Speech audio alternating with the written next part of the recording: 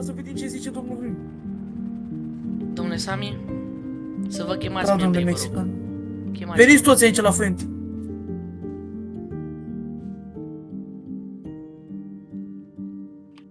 Este un băiat la poartă.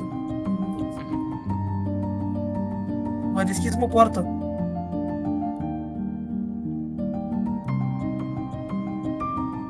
Îl vom aștepta.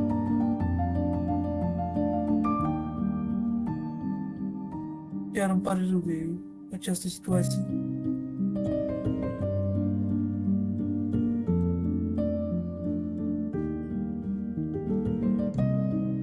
Veni domnul Nargi. Bună ziua, stimate domnule. Cum vă numiți? Nargi simbolul este numărul. Am înțeles. Domnule Sami, vă rog să veniți cu mine. Da, domnul mexican. Uitați-vă, vă rog, în reflexia apei și spuneți-mi ce vedeți. Deci, Domnule, nu, eu am fost. Lăsați-l în pace pe domnul Sami, eu am fost. Nu este el de vină cu nimic. ok. Tu ai fost, mă? Dar de ce, mă, nu v-am dat eu tot ce ați vrut? N-ați avut tot ce ați trebuit? Am Chiar îmi pare rău, domnule.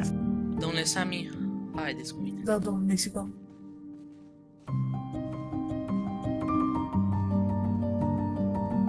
Știți, domnule Sami, mereu am întrebat ce este această plăcere de a jifui la membrii voștri.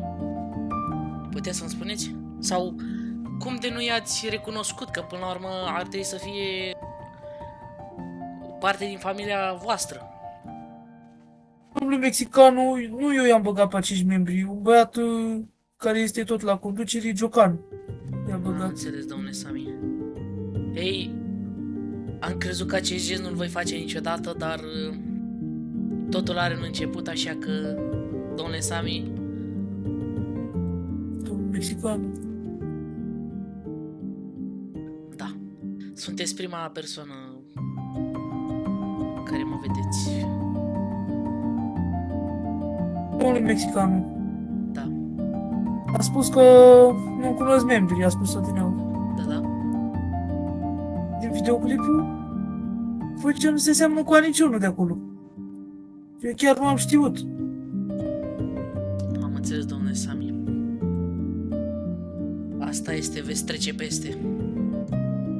Domnule mexicanul, sper să mi se mai acorde o șansă, vă rog de frumos. Eu am muncit foarte mult în mafie. Și cu domnul Parfum, și cu Sing 7. Da. De astăzi nu veți mai colabora cu noi. Sunteți liberi. Am înțeles. Seară bună. Băgam-și pulă.